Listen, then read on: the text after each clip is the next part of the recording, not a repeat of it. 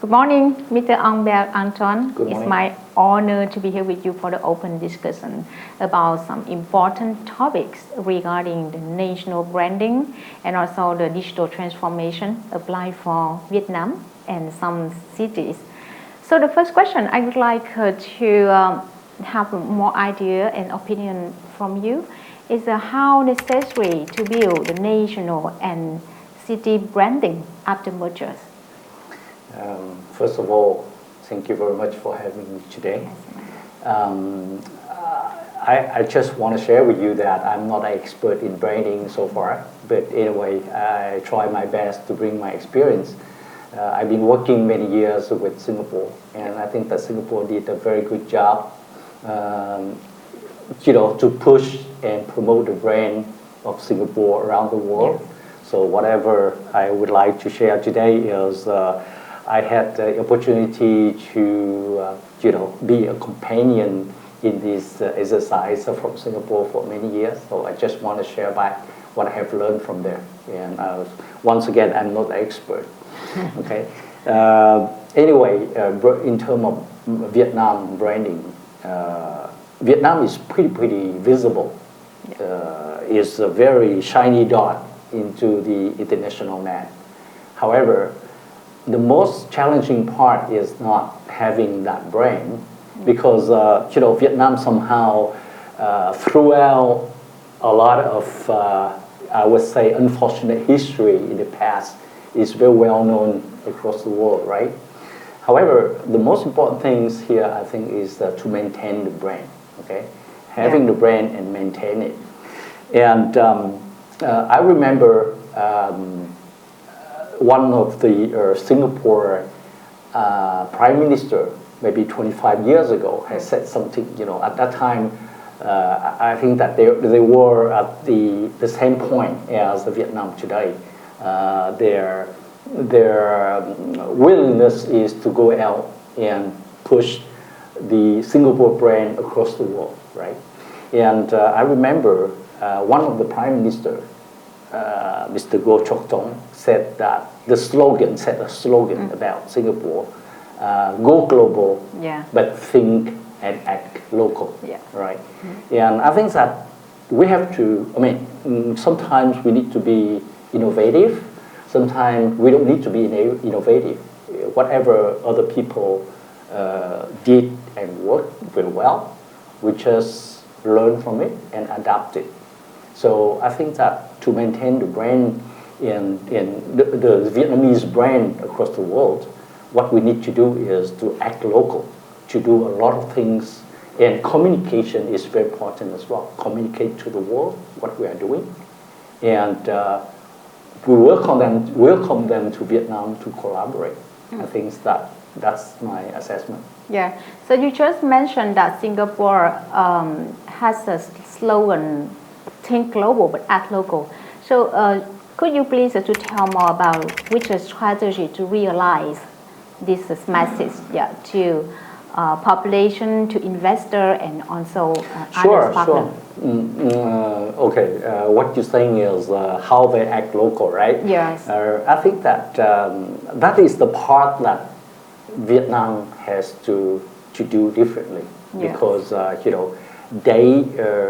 Vietnam is more fortunate or unfortunate comparing to Singapore.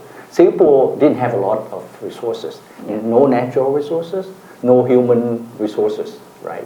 The time they arrived in Singapore in 1988, there were 2.5 million people. At that time, I think that Vietnam had already 60 million, right? So the resources, the way that Vietnam should move on in terms of international branding is to rely on the existing resources of today. And today, Vietnam has tremendous intellectual resources. Yes. A lot of people here talk about how to stand to be able to move fast. We should stand on the shoulder of the giant, right? Giant of yesterday and giants of today are very different. yesterday's, in the past, definition of giant are they have muscles, Yes. but the giants of today have muscles and brain. Okay? Yes. And that brain power will assess our potential of collaboration before they let them stand Yeah. on their shoulder. Right? Yes. So what is Vietnam has to leverage on? I think that Vietnam has a lot of resources, but one resource I would like to focus on is the human resource, human intellectual resources. Yes. Singapore is facing that very big challenging in the Yeah. past Yeah. and today. And I think that to be able to stand on the shoulder of the giants, Yeah. we need to exchange something. We need to trade off, all right? Yes. If the giants see that they can leverage on our intellectual resources, for them, for us, Yes. together to Yes. grow faster, and they will accept to be our companion. Yes, yes. I think the intellectual human resources is a really important element. Yeah, that Singapore, based on that, can attract a lot of investors. Right, Yeah. right. I think that Vietnam has made some mistakes in the past to say that, please come, investors, please come to Vietnam because we have cheap labor and so on. Yeah. Cheap labor is not a good thing. Yes. Qualified labor, intellectual, and qualified. Exactly. Yeah. So I share a lot in other conferences in Vietnam, and I said that the intellectual human resources in Vietnam as of today is like a diamond that came out from the volcano, Yeah. And if you don't do anything about that, it has no value. Yeah. I think that you are in the education field. Yeah. Your role is very important to decide the future of Vietnam because you should transform those diamonds at the very lowest stage, to create value, to do a lot of things around that, to create value, to become a real diamond. Yes. Right? Yeah. Yeah, it's my valuable mission and job. And I know that in Singapore, in different period, they had the different methods to communicate to the international investor and, for example, tourists. Yeah. So if we think to have to choose one message for Vietnam to communicate to international investor or tourists, which one come to your mind first? Okay, the message we send out to make people come to Vietnam, to the tourists and to the investor are different. I would like to separate. Other stakeholders, Yeah. So for the tourists to come to Vietnam is, I think that pictures mean more than 1,000 words, right? I mean, Vietnam is beautiful, right? That's the way to communicate the image of Vietnam. And the culture of Vietnam is very important as well. Most of the people that I have talked to, the foreigners who come to Vietnam once, they want to go back. Because they said that Vietnamese people are very warm. They see a lot of young people, old people, they're all very warm. So they are eager to come back. Okay. Now the message to the investors. The investors come because they don't have, it's not the reason they come to Vietnam because they have nowhere else to invest in, right? They come to Vietnam for a very specific reason. And those reasons are taxes. Those reasons are human resources. That's what we mentioned about. And, the favorable or conducive framework, financial framework for them to exercise their work in certain degree of freedom. I mean, let me be specific about that. Singapore, for instance, you bring in 100 million into Singapore. Tomorrow you bring out 150 million, they don't care. You know, as they don't want to control your inflow and outflow of money. Yeah. The people are more eager. If you bring in and you can take out anytime, Yeah. why should you go bring that money to invest elsewhere? Yeah. You know, that is the financial framework and policies that make Singapore very open. Yes. Right? And it makes Singapore very attractive in terms of attracting investors. But let me be a bit more details about investment. Okay, so we have mentioned about taxes, we mentioned about human resources, we mentioned about financial frameworks and so on. And I would like that. I'm not comprehensive in citing those elements, but if we want really to do investor attractions, we have to sit down and brainstorm about what are the pillars that help Vietnam to attract investors. And I would see that like a table, you know, and each pillar is one table's leg. Yes. We have to develop in the very synchronized and coordinated method. Yeah. Because if you develop 3 legs very strongly, and one is very weak, the table will not be stable. Yes. So I think that the people in Vietnam, I would say, when I say people in Vietnam means the government has to work in collaboration with people like you, with business people, to understand about that and to build a stable table. Yes, yes. And how about New Ho Chi Minh City? You know, now Ho Chi Minh City include also Bà Rịa Vũng Tàu province and Bình Dương province. Yeah. So what do you think about the new challenges and also new advantage for Ho Chi Minh City? Okay, I think that is a very good transition to the digital transformation stuff. Yes. Okay? I might be biased when I answer this question. Yeah. But from my experience, I find that the reorg of the region in Vietnam shouldn't have any impact on anything. It's just redrawing the map on the paper.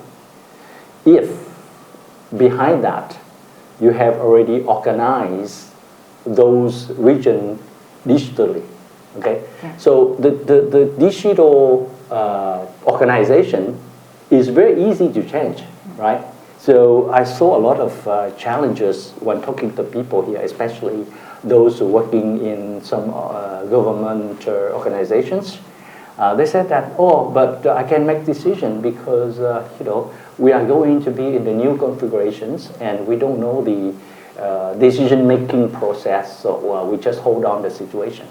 Yeah. If you have already installed a digital framework, these kind of things shouldn't happen because you know, to switch in the digital way is like that. Yeah. Right.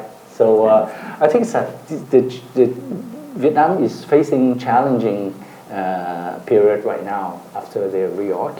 Yeah. But you know, with the support of the population, I think that's very positive. It's going to overcome that. Yes. So you just mentioned the digital transformation. I think it's very important in public management and also in entrepreneurial environment. So what are the basic challenges Vietnam face in digital transformation process, and especially in the public management?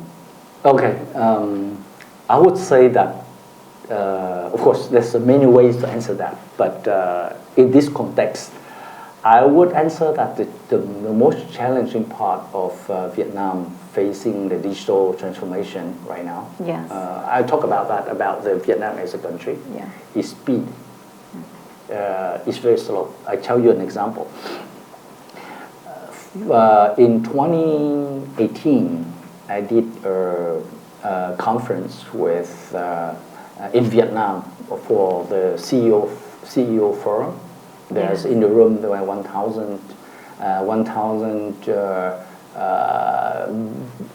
business companies in the room, And the most frequent asked question is, to do digital transformation, what are the first steps to follow? Okay. Yes. So that's normal because it's new to them. As of today, Yes. I come back, I did the same thing, same public. They ask the same question. Yeah. What does it mean? It means that from 2018 until now, they did nothing, right? So I think that the most challenging part is the speed. We have to move faster because our neighbor are moving ahead, and in terms of collaboration, when you go digital, Yeah. it's much easier to connect with the world. Yes.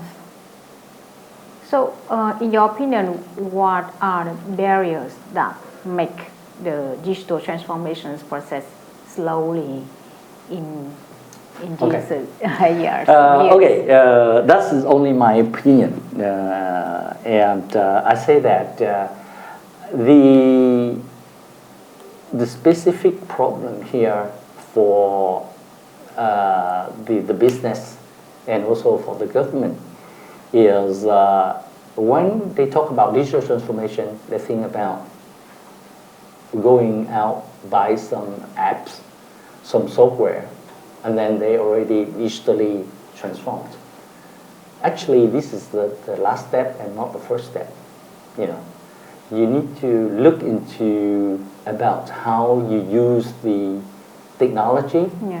like AI Yes. and many other technologies as well, to improve your process, to optimize your process, to optimize the way you do business, to optimize the way you interact between the government and the people to make their life better. That is the principal objective that you need to do. And to be able to do that, what are the resources that needed to achieve that objective? It could be human resource, high qualified human resource. It could be data. All together. Yeah. And the last step will be what are the applications or the tools or the software that we need to use to do the digital transformation. Yes. It's the last step and not the, don't go shopping at the beginning for any apps or any tools, any software first. Yes. It's the last step. Yes. So with your global experience, could you please to share with us some good example from other countries in terms of the government policies to motivate and encourage the enterprise to innovate and apply technology? Sure. Yes. Yes, I can talk about Singapore because I've been working with them, with the Singapore government for many years on that aspect. Yes. But first, let me add one more point to the previous questions. Yes. I think that the most challenges part and Vietnam need to do from the government or from the business is execution. It's the lack of execution. They communicate very well, about digital transformation. Yeah. When it comes to execution, I think it's pretty weak. We need to execute. We need to do something. We need to have a vision, very long term, but we need to set milestone and we execute one after another, right? Yes. So it's very, very important to have good execution. Yes. And not talk only. I take an example. I participated in many conferences, and the topic that have been discussed in those conferences are pretty interesting, and that could be the bricks for Vietnam to put together for a good foundation in digital transformation.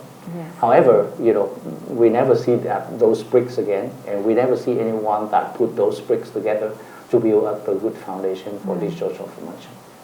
Yes, So right. that's the problem. I'm sorry, can you remind me the key questions Yeah. just now you said? Yes, the key question is, could you please to share with us Okay, some okay. lessons from Okay, I other got it. countries? I got it. I said that I could share on my Singapore experience. Yes. Singaporeans, individuals and business are the children of a wealthy parents. which is the government, Yes. you know. So they are very well assisted. You know that if you are a very small business in Singapore, you have a shop, you know, selling sandwiches, coffee or whatever, you are very well supported by the government even. You know, of course they support everyone, but even Yeah. a small business, they support it. You know how the way they support it? They pay the salary for someone to be your influencer. You know, The government pays the government, yeah. Let me explain. Wow. You know, when you go, there's some those coffee shops that I'm talking about. Yes. I saw people queuing on that with the suitcases, and I come to talk to them and say, "Where are you going?" And they are Vietnamese. They came from Vietnam, and they go straight from the airport to that coffee shop to taste. You know. And I said, how you know about that? Oh, I watch TikTok, Instagram, you know. So the government sponsor those influencers to sell Singapore to the external world. Yeah. So, you know, those are from my family to come from Vietnam to Singapore. They know a lot of interesting places more than me. They know more than me, you know, because they are well informed, you know. So Singapore support very well. I have a small business. I have a startup in Singapore. You know, our startup is less than 20 people, and Singapore is pushing us to go and sell that to the world, sell our technology to the world. Yeah. That's the way how you grow GDP, right? Yeah. And you know, if each time, let's say, if I go and do a exhibition or a show in abroad, they pay it $20,000-$30,000. They pay me 100%. You know, so it's pretty. They support at all levels. You know, recently is the World Economic Forum. There's an interview with the new Singapore Prime Minister, Lawrence Wong, and the interviewers asked him about the advance of Singapore in terms of digital transformations and so on. You know, we expect that they are very proud of that. They talk about that as you know, front runner. But actually, everyone was pretty surprised to the answer. And the answer from the Prime Minister was, okay, we have invested into that. But the most important things that we try to do is broad-based. Is we want everyone, from the government to the business to the individuals of Singapore, to get in close touch with those technology, because technology is still a tool to help them to be more productive. Yeah. You know, so it's very simple. You get everyone to use the technology, leverage on that, Yeah. to be more productive. That's Yes. how you improve. If you improve in terms of individuals, if you improve productivity in terms of business, if you improve productivity in terms of government, and then your GDP and your economy will boost. Yes, right? right. Yeah. So, as you mentioned, the execution. I think that's the way, you know, to mobilize everyone to execute the policies from government. Right. Yeah. And I know Singapore is well known about different campaigns for tourism promotion. Mm-hmm. Yes. Yes, I can talk about that. You know, in 1995, Yes. I was running a software company in Singapore, AI software company already at the time. Yeah. And we did a software for the tourism, Singapore Tourism Board. And every morning, the head of the Singapore Tourism Board come to the office, on the computer, the big computer, you know, at the time. And he has a dashboard that shows him what are the number of visitors, foreign visitors to Singapore of yesterday. Yeah. And he will compare it in a dashboard of yesterday of a year ago. Yes. If yesterday dropped by more than 2% comparing to last year. It will call the emergency meeting immediately. People had to sit down and analyze why is that, and have to repair that immediately. So what I'm saying is they take care about the data already in 1995. So it's very important. One point. Going back to the execution, I said that Vietnam is very weak in terms of execution. I tell you a bit of an example in terms of execution in Singapore.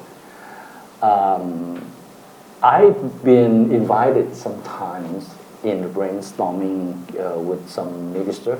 Yes. The last one is about a few years ago that I had with Mrs. Yo, Josephine Yo, who is today the Minister of Information. It's like Bộ Thông tin Truyền thông in Vietnam. And she invited about 30 business people. I was one of them. And to have a brainstorming sessions in the room in the hotel. So we contribute our ideas, and after 3 hours, we went home. Before I reached home, on my phone, I received a thank you letter with all the points, important points that we contributed, summarized on that email. Okay, that one thing. After that, every week I receive an email saying that, those ideas we have, you give a milestone in terms of execution of those ideas. We have executed point 1 and 2. Next week we will execute 1, 3, and 4, and so on and so forth during 6 months until they execute all the ideas. Yeah. So execution is very important. Steve Jobs saying that success is about 20% of strategy and 80% of execution. Yeah. So if Vietnam want to be successful, they have to focus and take it seriously, the execution. It doesn't matter if you execute wrongly.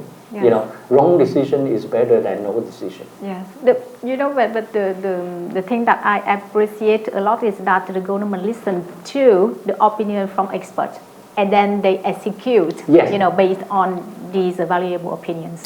I was joking, but I said that Singapore is eager to pay money to invite people like me to contribute to their economy.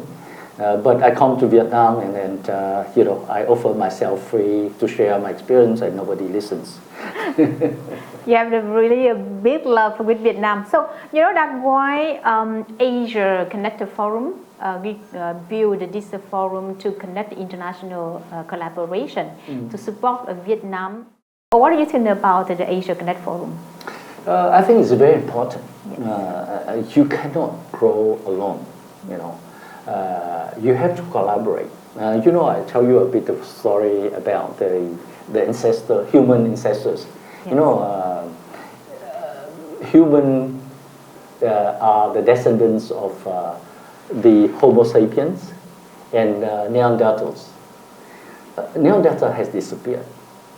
Why? Because they had challenged developed languages, so they cannot communicate with each other. And because of that reason, they cannot collaborate. Yeah. Whereas the Homo sapien, which is the human today, communicated very well, so they can avoid those natural disasters like earthquake, tsunami, or whatever. Yeah. So they survive. Yes. So the key point here is the collaboration and sharing of information. I think that Vietnam can grow and collaborate with other people. Yes. First from the neighbors, and second from the rest of the world. And I would say that collaboration in manifold. Of course, once again, I'm not the expert to be comprehensive on that. But I find that I've already mentioned about the digital platform to be able to connect Yeah. to the rest of the world to collaborate on the digital things. This is the kind of infrastructure. Yes. But Vietnam need to discuss and agree with the rest of the world, the neighbors and the rest of the world about trade agreements. Yeah. About scientific collaboration, because and Vietnam has an advantage for that. Vietnam is sitting on a very huge treasure of the Viet Kill who have already retired somewhere in the world, in the U.S., in Europe, in Asia, and those are people like me, want just to contribute back to Vietnam what we have learned. Why is important? Because those people, those countries has already moved ahead of us, many years ahead of us. Yeah. To be able for us to move faster, we have to learn from there and to avoid the most possible mistakes and to speed up our investment. One more thing in terms of collaboration is culture as well. Yeah. We have to communicate our culture, and we have to learn about other people's culture as well, right?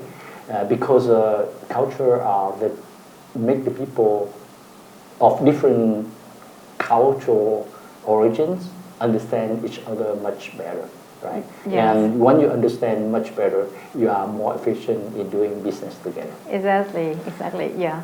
Yeah, me too. I find the importance to connect, intellectual people around the world, and especially the Vietnamese people, already working and living in other countries, and now they would like to contribute back to Vietnam. Yeah, for example, you today, you have time and also with a bit love with Vietnam to share a lot of interesting and valuable opinions and recommendations and suggestions. Yeah, me too. I can get a lot of new things about city branding and nation branding and also digital transformation after this open discussion with you. So once again, thank you so much, Mr. Albert Antoine, for your time, for your valuable knowledge. And we hope that we can see you in the Asia Connect Forum in October and November. I'm looking forward into that. Thank you for having me. Yes, me too. Thank you. Yeah. Thank you.